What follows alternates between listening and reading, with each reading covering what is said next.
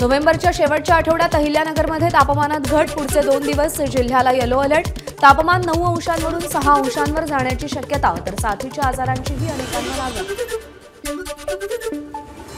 राज्यामध्ये रब्बी हंगामातील पेरण्यांना वेग, सरासरी पेरणी क्षेत्रापैकी 65% क्षेत्रावर पेरण्या पूर्ण। यंदा पावसाची उपलब्धता चांगली असल्याने पेरणी क्षेत्रामध्ये वाढ होण्याचा अंदाज।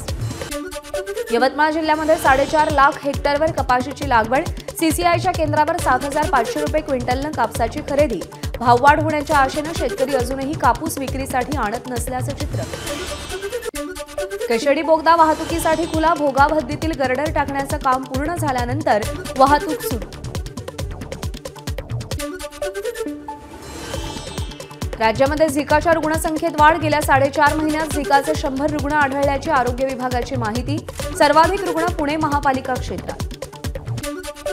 उसाला 3,700 पहिली उचल द्या, स्वाभिमानी शेतकरी संघटनेचा कारखानदारांना 15 दिवसांचा अल्टिमेटम। दुसरीकडे अंकुशच्या कार्यकर्त्यांनी शिरोळ्यात उसाची वाहतूक करणारे ट्रक रोखत गाड्यांची तोडफोड केली। नाशिक शहरामध्ये दुचाकीस्वार आणि सहप्रवासी या दोघांना हेल्मेट सक्ती, सहप्रवाशांकडे हेल्मेट नसेल तर दंडात्मक कारवाई होणार, नाशिक शहर वाहतूक विभागाचा निर्णय। वाशिम जिल्हा परिषद आणि 6 पंचायत समितींवरती लवकरच प्रशासक नेमण्याची शक्यता। वाशिम जिल्हा परिषद आणि 6 पंचायत समितीच्या निवडणुकांसंदर्भात अद्यापही प्रशासनाकडून कोणत्या हालचाली होत नसल्यानं प्रशासक लागणार का, याकडे लक्ष। राधाकृष्ण विखे पाटील मतदारसंघात सक्रिय, ग्रामदैवत म्हसोबा महाराजांच्या यात्रेच्या नियोजनासाठी ग्रामस्थांसोबत बैठक घेतली। सुरेश धस आमदार होत नाहीत तोपर्यंत चप्पल घालणार नाही, असा पण एका कार्यकर्त्यानं केला होता। या कार्यकर्त्याची दखल घेत स्वतः सुरेश धस यांनी त्यांच्या पायामध्ये चप्पल घालत त्याचे आभार मानले। भाजपच्या सत्कार मेळाव्यात बंडखोरांना पक्षात घेऊ नये, कार्यकर्त्यांचा सूर। भाजपच्या आमदारांसह शहराध्यक्षांचीही बंडखोरांना पक्षात न घेण्याची भूमिका। अकोला जिल्हा परिषदेचे अध्यक्ष आणि वंचितच्या पदाधिकाऱ्यांमध्ये वाद, निवडणुकीतील पराभवाचं कारण विचारण्यासाठी अकोट मतदारसंघाचे वंचितचे पदाधिकारी थेट जिल्हाधिकाऱ्याच्या निवासस्थानी यावेळी वाद झाला। अहिल्यानगरमधील मॅकॅनाइज्ड इन्फंट्री सेंटर अँड स्कूलमध्ये पार पडलेल्या समारंभात मॅकॅनाइज्ड इन्फंट्रीच्या 4 तुकड्यांना राष्ट्रपतींच्या प्रतिष्ठित ध्वज प्रदान। सैन्यप्रमुख जनरल उपेंद्र द्विवेदी यांनी ध्वज प्रदान केला। शिंदे गटाचे नेते रामदास कदम सहकुटुंब साई दरबारी साईंची आरती करत दर्शन घेतलं, मनोभावे पूजाही केली।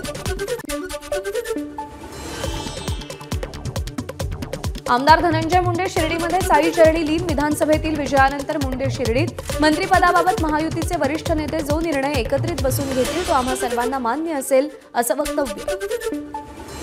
पुण्यामध्ये रोहित पवारांनी उपोषणकर्ते बाबा आढाव यांची भेट घेतली। लोकशाहीच्या वस्त्रहरणाच्या निषेधार्थ बाबा आढाव उपोषण करतात। एकनाथ शिंदेच मुख्यमंत्री व्हावे यासाठी महाडमधील मराठा समाज किल्ले रायगडावर महाराजांच्या चरणी गारहाणं घातलं। भंडाऱ्यामध्ये भाजप पदाधिकाऱ्यांचं अंबुराक श्री क्षेत्र मंदिरात साकडं, देवेंद्र फडणवीस मुख्यमंत्री व्हावेत यासाठी भाजप पदाधिकाऱ्यांची पूजा। नाशिक जिल्हा बँकेचे ठेवीदार आक्रमक, तोट्यात गेलेल्या जिल्हा बँक ठेवीदारांच्या प्रश्नांकडे लक्ष देत नसल्यानं ठेवीदार आक्रमक, तत्कालीन सभासद मंडळावर भ्रष्टाचाराचे आरोप केले। जिल्हा बँकेविरोधात हायकोर्टात जाण्याचा ठेवीदारांचा इशारा।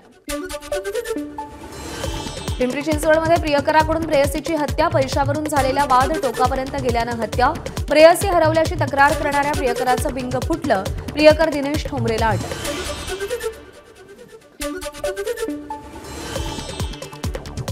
परभणीच्या गंगाखेडमध्ये पत्नी आणि मुलीसह शिक्षकाची आत्महत्या, तिघांची रेल्वे ट्रॅकवर जाऊन मालगाडी खाली येत आत्महत्या।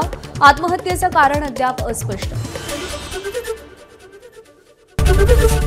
एबीपी माझा, उघडा डोळे बघा नीट।